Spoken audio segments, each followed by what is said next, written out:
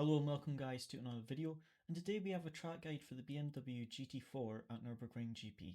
So let's have a look at the Hotlap and then jump into the guide.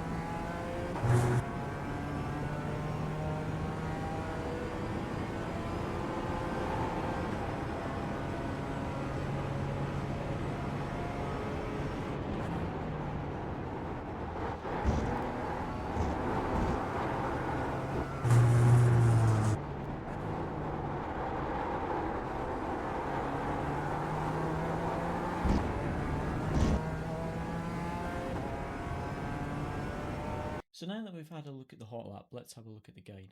So for the first corner, we're looking for this escape road on the left hand side, and then we're braking just before that escape road ends and the grass starts.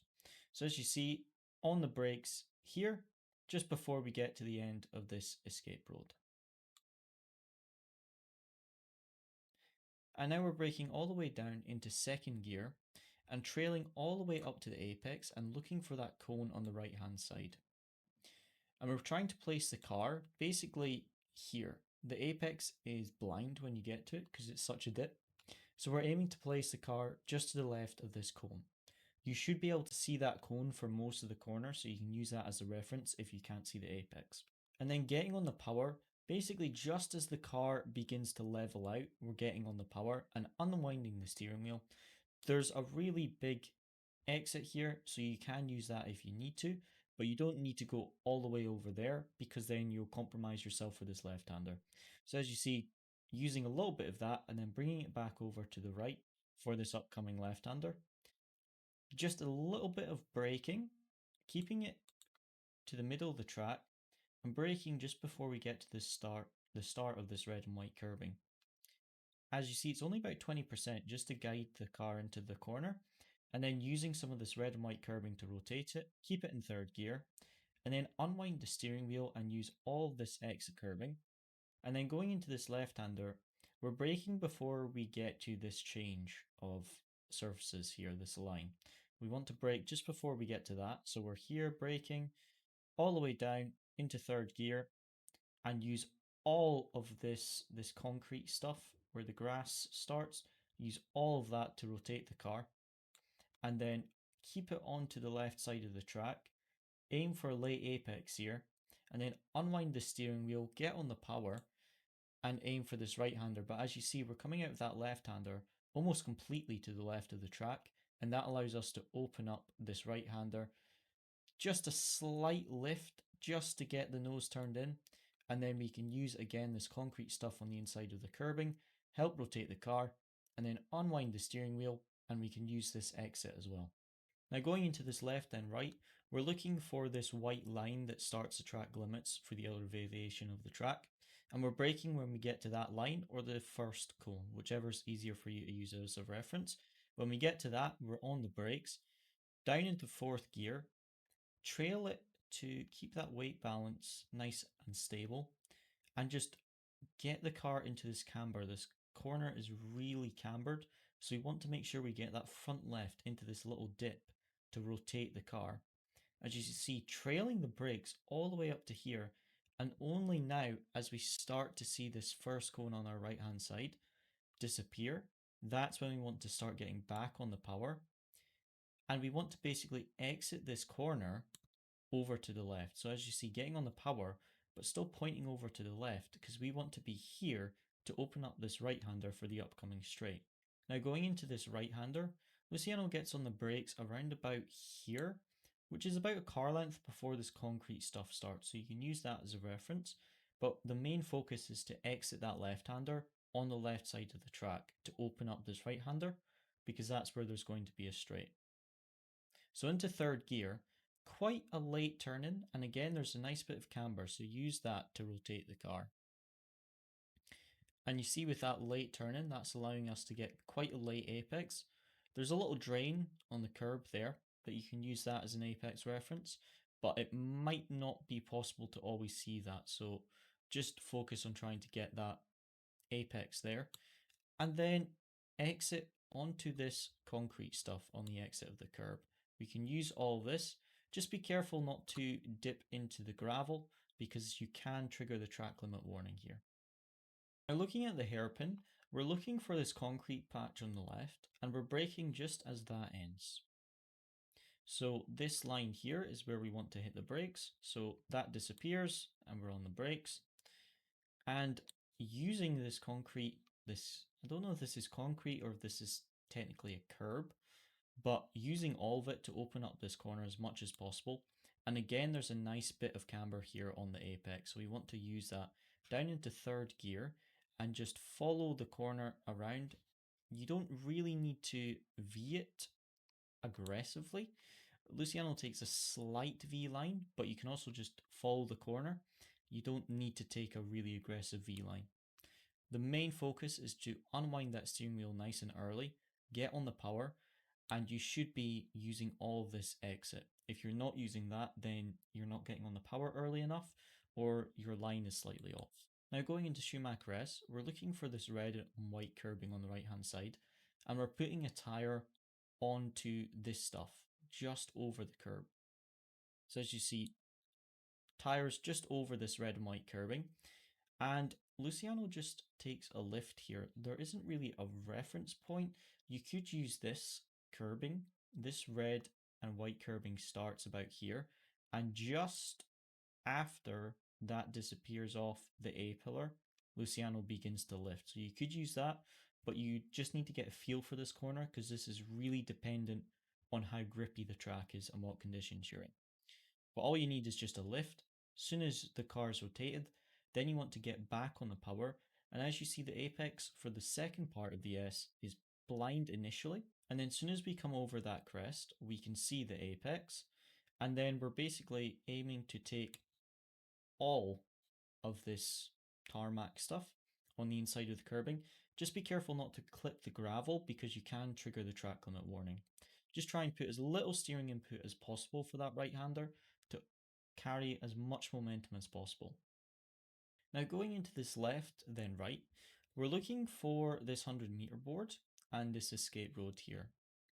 And as we get to there, you see this concrete triangle ends. There's this line that ends just before the 100-meter board, and this is the reference to brake. So braking at that line so that when we're passing the 100-meter board, we're already on the brakes, and turning in just before we get to this 50-meter board into fourth gear. Very high gearing, but that works well with the BMW. Trailing the brakes all the way to the apex and using all of this tarmac stuff on the inside of the curbing. There's a little bit of camber here that points this way, so that'll actually hook your front left and help you to rotate. Now, you want to let it go out to the right, but not too far because we want to open up the upcoming right-hander. So as you see, Luciano lets it go out to the right to that red and white curbing, but then is immediately pointing back to the left. It actually slides a little bit mid-corner, which is really nice because when it comes out of that slide, it's facing to the left side of the track, which is where we want to be. And now for braking, there's this little marshal post on the left, which is covered by the A-pillar in this view. But if you can see that, that's about where Luciano brakes. As you see, just as that disappears behind the A-pillar, it's behind the A-pillar now, Luciano gets on the brakes. There isn't really any other references that you can use. You might be able to count these. It's the second red one as that disappears from the end of this barrier where it ends. But that's obviously you're trying to count how many red squares till the end of that barrier. You're looking over here instead of the apex. So it's difficult to see a reference there. You kind of just have to get a feel for this corner, because otherwise you're going to be looking over to the left when you want to be looking at the apex. Just a tiny little bit of braking though. It's only about 10%, and staying on the left side of the track until really late in the corner and then starting to turn in. And as you see, just about 5% braking, but getting on the power before we get to the apex, that's really important. And then let the car drift out wide to this curbing. We want to make sure that the car is actually taking us to this curbing, because otherwise we're not carrying enough speed through that corner. And we're not braking till we get over here. So it's really important the exit of that right-hander. That's why on the left, you might want to sacrifice a little bit of your exit on the left-hander so that you can open up this right-hander. So now looking at the chicane, this can be very tricky for track limits, but thankfully with the BMW, you can run it in 5th gear, which keeps it nice and stable and a bit easier to control. For the braking reference, we're looking for the 100 and the 50-meter board, and we're braking about halfway between the two boards. So about halfway between the two boards, we're braking up to about 60-70%. 5th gear, and we're aiming to take as much curb as possible. The BMW is really stable over this curbing, especially in 5th gear. Just be careful not to hit the track limit. But as you see, Luciano gets on the power just before hitting this curb. And what that does is that lifts the front of the car up just slightly, which is going to help your angle of attack over that curb. So getting on the power before you hit that curb and get really close as possible to this red curbing. But like I say, if you hit that, you will get the track limit warning. And then keeping the steering wheel turned left as we come over that curb, and then turn it over to the right hand side.